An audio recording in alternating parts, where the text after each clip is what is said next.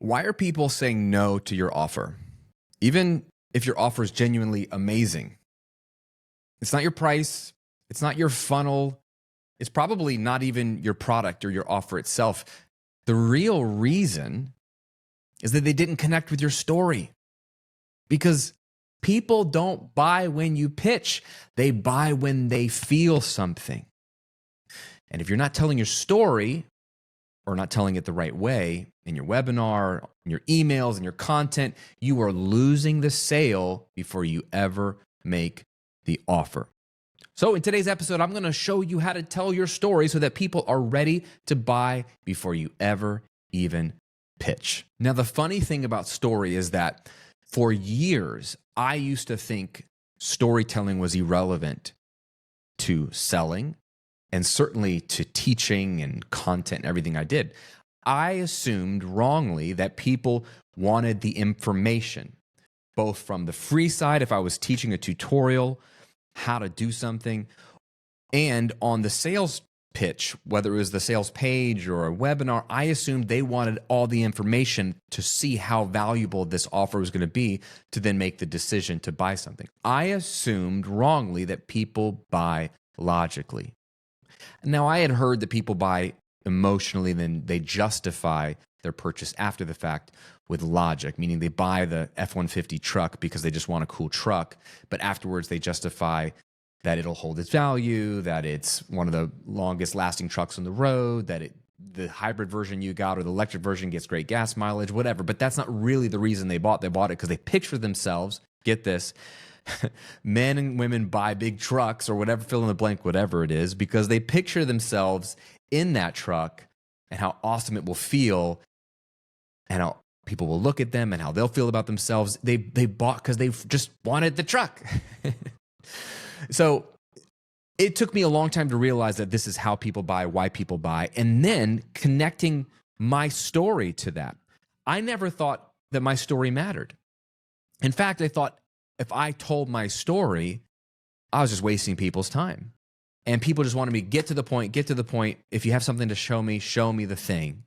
Why should I care about your story? And so I was trying to oblige to that narrative. I made it up. I don't think anyone ever told me that. But I thought I was doing them a favor by cutting my story, cutting all the fluff, and just getting right to the tactic. And I'll show you the thing, or right to the sales pitch. Here's the thing. Here's why it's awesome. Here's why you should buy it. I've been on a journey.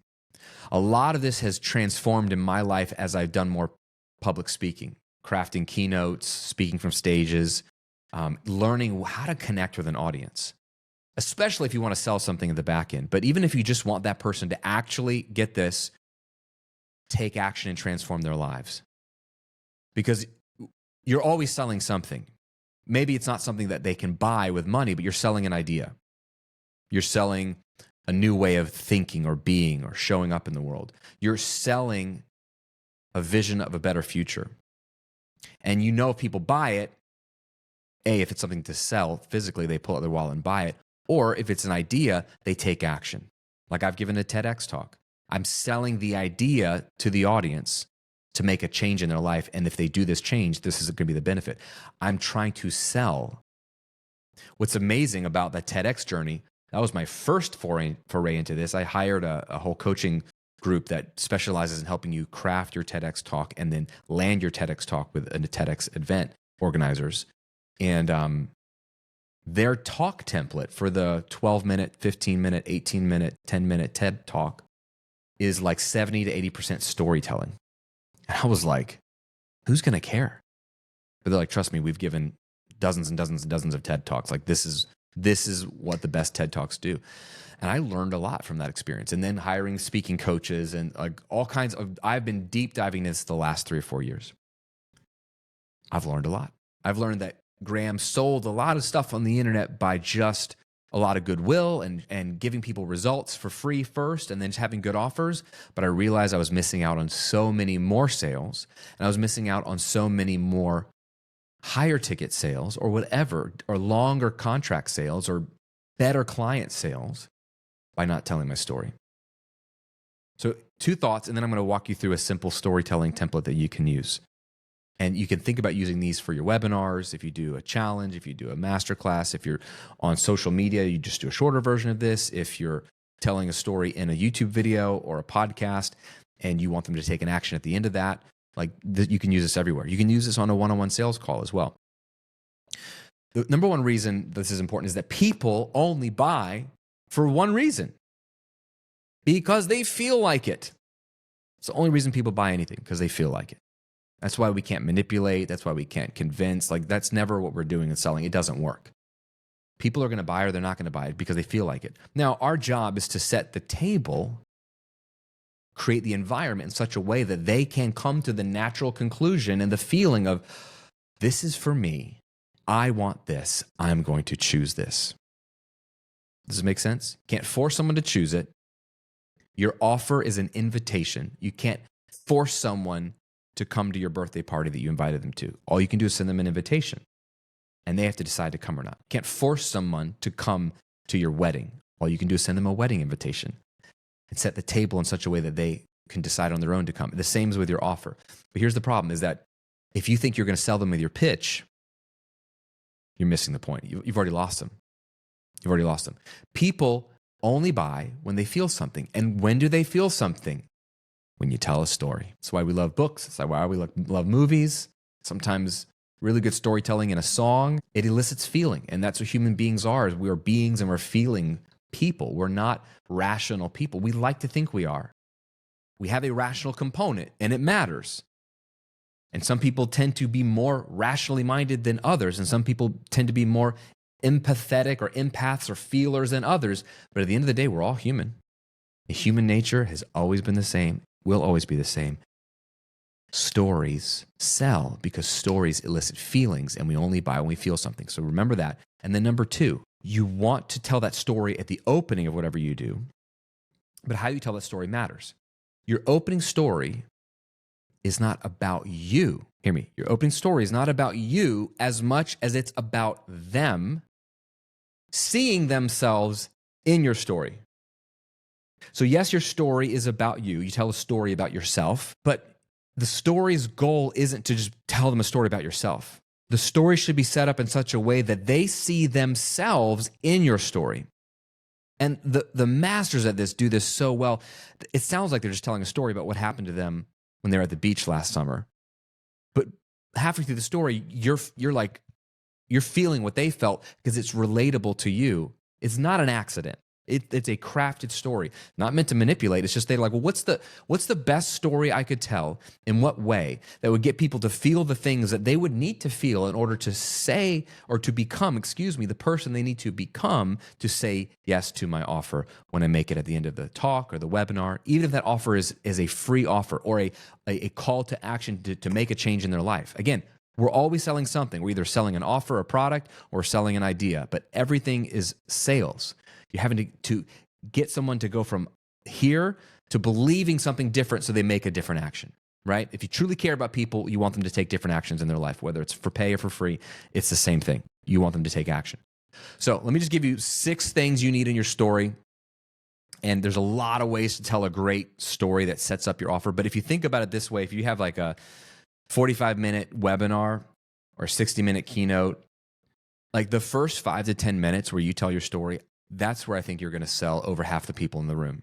They're going to be sold. Like, it doesn't even matter what you teach. It doesn't even matter what the offer is. They're already sold on you because of your story. And the rest of the people, they'll get there by the time you get to the offer. But you will have planted the seed so deep at the beginning with your story that the table is set in such a way that they can say yes to your offer. And the great thing about this, when you do this right, you don't have to try hard when you get to the pitch, the invitation. It's as simple and as innocuous as saying, hey, I've presented something really awesome for you today. Would you like to see it? I think you're really going to love it. And you just share what transformation it gives them, what payoff it gives them. And it's just like the waiter, the 3 magic words, would you like this? And they are at a place already where they can say, yes, I would like that, which I love because I don't like hard selling. If you don't like hard selling, then tell this story, okay? So first part of the story is my friend Katie Casada. She's a brilliant storytelling coach. You should check out her stuff. We both spoke at a John Maxwell event. It was actually my friend Tyler's event. John Maxwell was there. We were all in a room together with John and Tyler afterwards. Jake Thompson was there. Really cool event. But Katie went on right before me, and she was telling her a bunch of stuff about storytelling. But the 3 C's of storytelling, I love it, is, and I'm stealing this from you, Katie, but I'm giving you all the credit. Context, conflict, conclusion, right? Every good story needs those 3 things. It needs some context, needs a conflict, and it needs a conclusion. So at a high level, you need those 3 things in a story for it to be an actual story. But let's start with the context. The first part of your story when it comes to selling is the context. Where were you? What just happened? What were you thinking? If you can answer those questions, like pick a place, a moment in time. Where were you? I was in the kitchen the other day. What just happened? The phone rang. And I answered it. And it was the doctor saying, your son's been in an accident. You need to come to the hospital right now. That's what just happened. What were you thinking? And I thought to myself, oh my gosh, I was afraid this was going to happen. Or I never couldn't believe this was going to happen. Like in 15 seconds, you can set the context that Katie talks about. Where were you? The where were you matters because now they can picture themselves. You say, I was in my kitchen. I was in my car. I was watching TV. They start to picture their kitchen. They picture their car. They picture their living room watching their TV. So now they can see themselves in your story, right? So it's so simple. Where were you? What just happened? This gives them some context. And what were you thinking? Now what just happened is the external part of the story. And what were you thinking is the internal context of the story. Okay. You can say that just a few seconds. Then you need to, part 2 of your story needs to get to identifying the problem or the challenge you were facing. Now, this is so important. The problem or the story you tell is all built around the offer you're going to sell. The story you tell is built on the offer you're going to sell. So the story you tell needs to set up a problem that you had or a challenge that you faced that is likely a problem that they now currently have or a challenge they now are currently facing. This is pretty obvious, but does this make sense? So when I tell my story of being in my spare bedroom, staring at my laptop, trying to figure out a way to make money because I just lost my second job in 10 months and we were on food stamps and I had a new baby, a new mortgage, and a wife. And I was thinking to myself, I don't know anything about starting a business. How am I ever going to make enough money to take care of my family? That's like the first part. So they can picture themselves going through something similar. Then when I share the problem or the challenge, that's what the problem was. Like, I don't know how to start a business. I don't know how to make money online. If I'm trying to sell an offer that helps them start a business or make money online, that's likely the challenge, their problem they're facing. That's probably why they're watching this video or on this webinar or at this challenge. So now they think, oh, wow, Graham's just like me. He had the same problem I have. And they're realizing this in real time. So you identify the problem or challenge you were facing. Next, you identify the desire or dream that you had, which is likely the desire or the dream that they now have. All I wanted was to be able to have enough money where I wasn't stressed about the bills, enough time to be with my wife and my new baby. And I wanted flexibility and autonomy to do the work I wanted to do, when I wanted to do it, where I wanted to do it. I wasn't going back to a desk job at a 9 to 5. That's the desire I had, right? Describe their desire. Describe their dream. You're 60 seconds into the story at this point, and you've already, they can picture themselves in the story, and they're like, oh yeah, dude, I had this. I have the same problem he had. Wow, he's had the same problem as me. Oh, that's exactly what I desire. That's exactly what I want. Now they're so connected. Like the walls are going down. The guard that's up, like, is he going to sell me something? Is already going down because now they're lost in a story. And now there's a connection between us because they're like, hey, Graham's just like me. He's been where I've been. He wanted what I want. Fourth thing, share your transformation journey. Okay? Your transformation journey.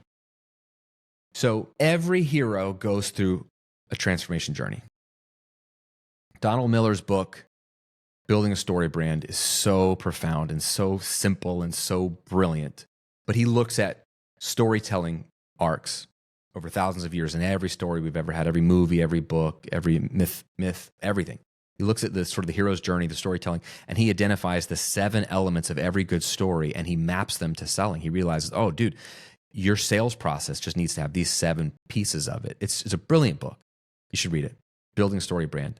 Donald Miller. I've had him on the podcast. Brilliant guy, gem of a person. But this is so important.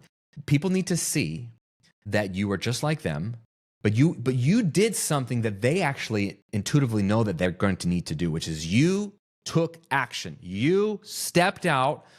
You left the planet Tatooine, and you went out to the big, larger world with Obi-Wan Kenobi to try to figure out what's the Rebel Alliance. Can we go destroy Darth Vader, right? You left 4 Privet Drive and the Dursleys with Hagrid, and you went to Hogwarts School for Witchcraft and Wizardry and realized that, you're a wizard, Harry, and you became a wizard. Like, you went on this journey of all these people grew up in wizard families. I don't even know I was a wizard till just yesterday. I don't know anything about magic. And you left your place where you were metaphorically, emotionally, situationally, and you went on a journey to figure this out. You didn't want to stay stuck. You figured something out. I mean, that's how you got the results that you got, whether you went on a health journey, you went on a relationship journey, you went on a financial journey, you went on a music journey. Like, my first business was teaching musicians how to record better music.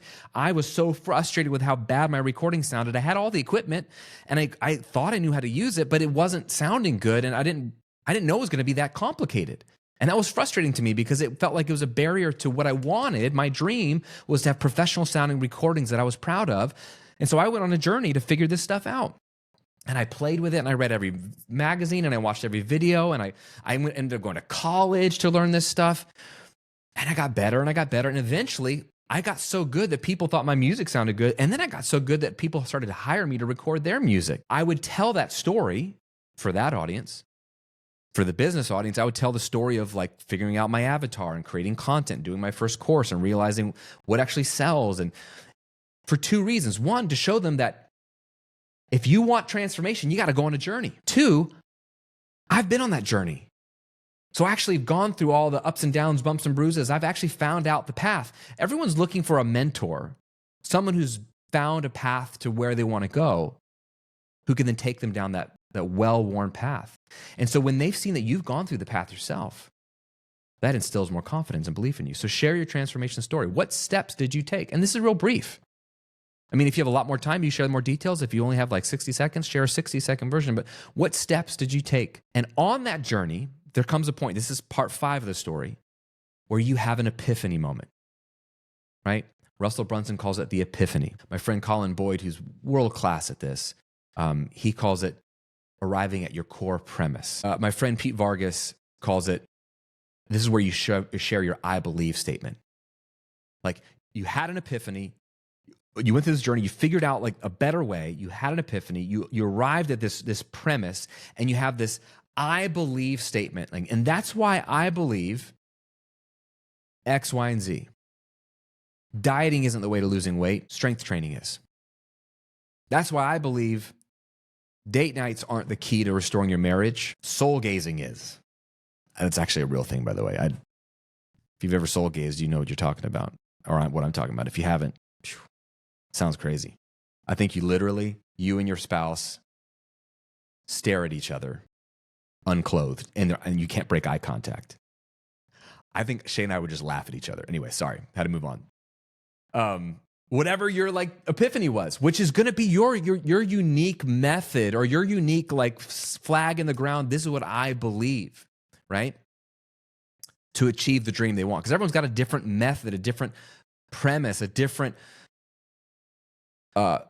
approach to getting that dream. And that's okay. This is where you get to put in your angle. Now, they haven't come to this realization yet, but you share and you plant the seeds of your premise, your epiphany, your big realization. This becomes your solution. This became your solution in your story, and hint, it's going to be their solution. And it should tie into your offer, right? It should. This is why you have to craft it a little bit, but it's not going to be hard. Your offer is likely built around an aha, a premise, an epiphany that you've had. That's probably why you teach what you teach and why you teach and what you teach and the way you teach. But you got to reveal that epiphany, that premise, that I believe statement, that stake in the ground, flag in the ground, revelation back in your story.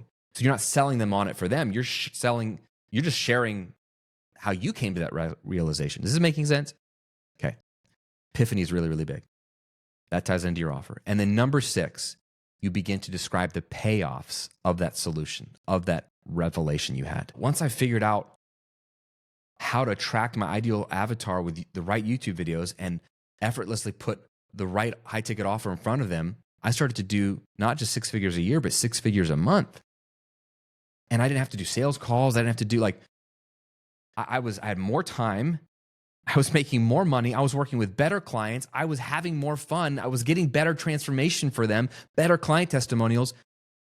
I'm just sharing some of the payoffs I have from my higher ticket offers and the way I run my business, so that if the right person would go, oh, I want those payoffs, right? The payoffs you had and the payoffs you share in your story are, you guessed it, the payoffs they want, the results they want. Are you seeing how powerful this is?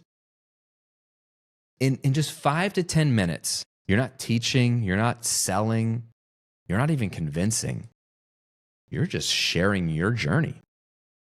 And in those 5 to 10 minutes, you have moved them from over here, like, I don't know about this guy, to almost to the finish line of like, dude, if I could have a similar story to his or to hers, my life would be better. They feel it in their heart, and now they're ready to receive whatever you teach them in your webinar or your training. And when you get to the offer or the pitch, it will land so much differently because you have tilled the soil of their soul, of their heart, by being a human. What a concept that the way to sell to a human is just to be a human and share your human experience. It takes all the pressure off, makes you much less icky to work with, and it actually brings people to say yes to your offer much easier. So your job is to write your story. You write it once, you can share this on podcasts, you can share this on webinars, you can share this on your content, you can share this when you're a guest on somebody else's podcast, you can share this when you speak on a stage, you speak on a summit. Like, just craft your story in such a way that it always ties up to the main offer that you have or the main transformation you give. And you just need these 6 elements. The context. Where were you? What just happened? What were you thinking? The problem. What was the problem or challenge you were facing? What was the desire or the dream you had? Share your transformation journey and story. What were the steps you took? And then what was the epiphany or revelation or big aha that you landed on, your core premise that you now believe, your I believe statement, and describe the payoffs or results that you got from that transformation journey. You set that stage, everything else becomes easier, my friend. If you're watching on YouTube, just leave me a comment and say the word story so that I know that you got to the end, and then tell me what your biggest takeaway was from that storytelling framework or from the whole episode. And if you're listening on Apple Podcasts or Spotify, find me on Instagram. That's the only place I really hang out online. Follow me there, message me, and let me know you listened to this episode. And let me know that you're going to implement this storytelling framework into your next presentation, sales call, video, or podcast interview when you go on someone else's podcast. It's so simple. Get your story built. Practice sharing it. It'll make you feel human. It'll take all the pressure off. And watch when you get to your offer or your invitation, just how much more powerful it will be when you make that invitation. All right, my friend, have a great rest of your week, and I'll see you on an episode real soon.